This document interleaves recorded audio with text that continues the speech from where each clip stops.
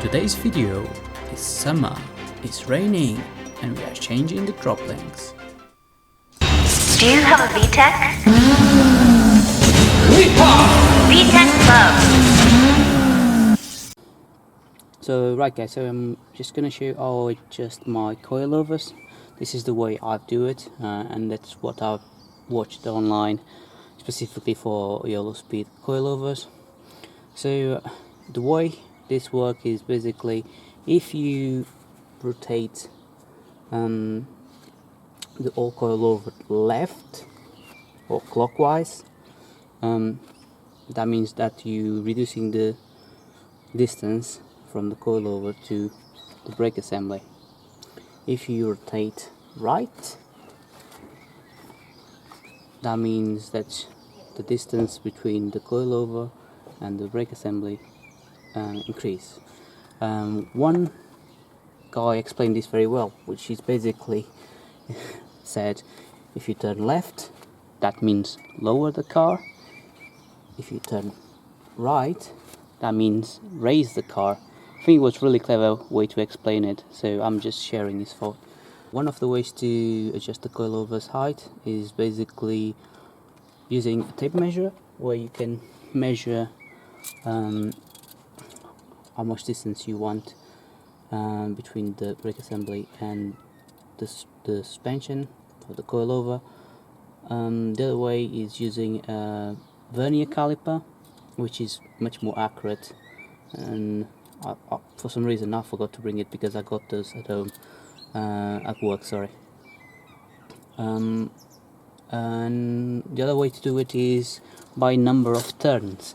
So one of the things you can do is just put a bit of tape in one of the coils and just work around to know how many turns you've done. So basically right now I've done one turn. Just be careful to not rotate the spring, but rotate the whole assembly of the coilover, because otherwise obviously this will not work. So for example, if I want to keep down, so I've already done one turn, so this is my second turn, my third turn. Again, it's very important that you rotate the whole assembly and not just the spring, and just keep doing this until you match the height on both coilovers. Another method is to basically count the threads. This, in my opinion, is where you can get a bit mistake or confused, because you got so many threads and you can't see them properly unless you just go with a flathead screwdriver and just taper it. But for some people works, in my opinion is a bit dodgy. So I will say vernier caliper first, tape measure, number of turns, and last case count the threads, and that's my way to do it. Right, so in the end I went with this drop links. I contemplated the white line adjustable ones, but to be honest, after speaking with people that have coilovers and installed coilovers, like Daniel from the Dino Days, they said that the stock ones are perfectly fine. So for 3 reasons I went with the kind of stock ones. One, costs, obviously this costs like a third of the white line ones. Second, you can use them on coilovers, no issue. And the third reason was because I could get them much faster than I could with the white line ones, and I went with this one. Right, so shall we get the drop links in? It should be really easy. It's literally just drop them there and just get the bolts. Okay, so I'm putting some thread locks, so to make my life easier, if I ever have to remove this again, who knows if I'm gonna ever purchase the white line ones, but that should be alright. Just bear in mind that one of the good things about the white line ones is you can adjust the height of them. So for geometry purpose, the white lines are what you really want. But again, I couldn't justify the cost, and because I had so much good feedback about these drop links, it was a bit of a no-brainer. But who never knows. I don't know if one day I buy the white line front sway bar, if I get the drop links as well, because I think they come included. So you never know.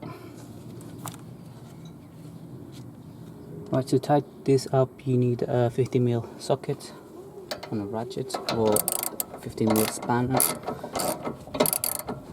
and then you just tighten them up. And I think you need the spanner because you need a D5 or H5.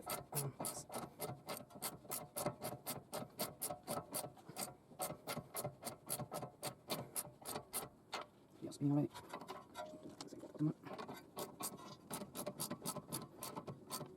Yes, so that still loose. Right guys, so as I was trying to tidy up the drop link, I realized that none of my Allen keys would fit this hole. I got imperial Allen keys, I got metric Allen keys, and none of them will have a nice flush sit. So my mate Carlos, he basically recommended me to use a spanner to lock the drop link in the back and then tidy it up. So that's what I'm going to try to do. As you can see, you just put a spanner, which is in this case a 16mm one, and then you just tighten up the nut. So that's what I'm going to try to do now.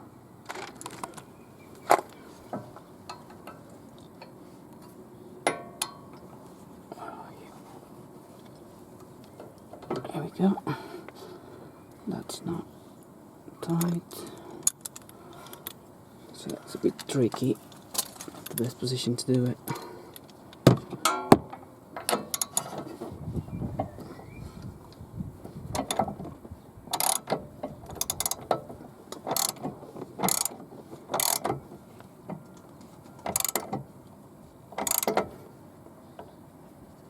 There we go. That's not tight.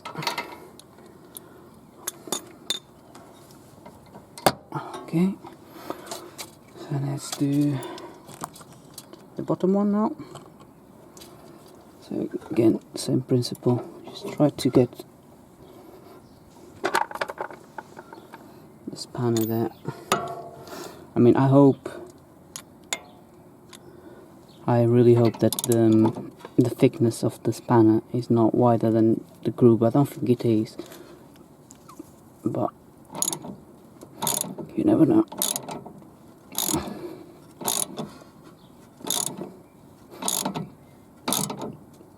Here we go. That's super tight, and just by the fact that the spanner comes freely, that means that you're not crushing the spanner between the drop link and the anti-roll bar. That tells me that this is nice and secure.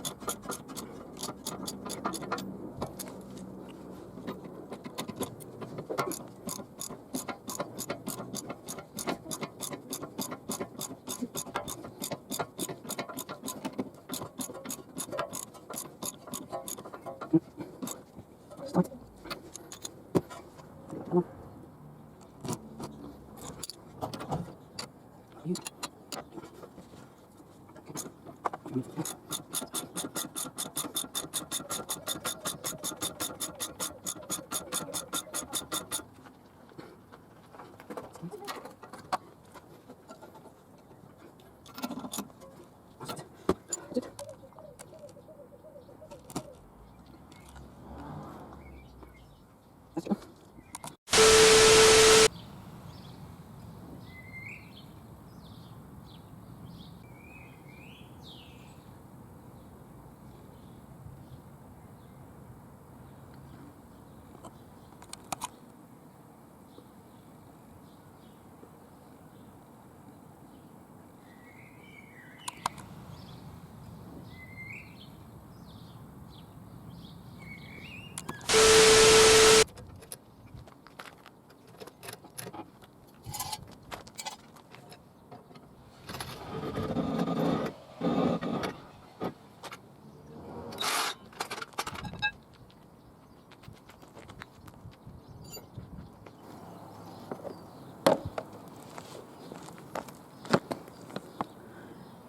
When your torque wrench has more torque than your car.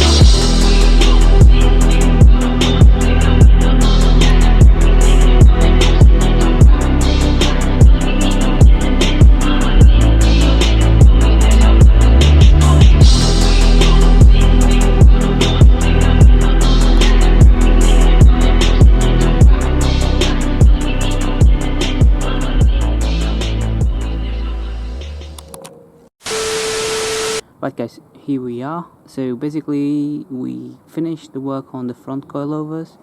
Again, we had a bit of a delay with the drop links, which we've sorted today. I'm quite happy how the way the car sits in the front. In fact, it doesn't look, the back one is missing the coilovers. So I'm trying to replicate exactly the same settings, or probably lower a bit the back. So I'll have to think about that later. So I hope you enjoyed the video. Don't forget to join the movement LSCR. Like, comment, share and subscribe, and see you next video. Peace. Can't believe I just said that. VTech? VTech Club.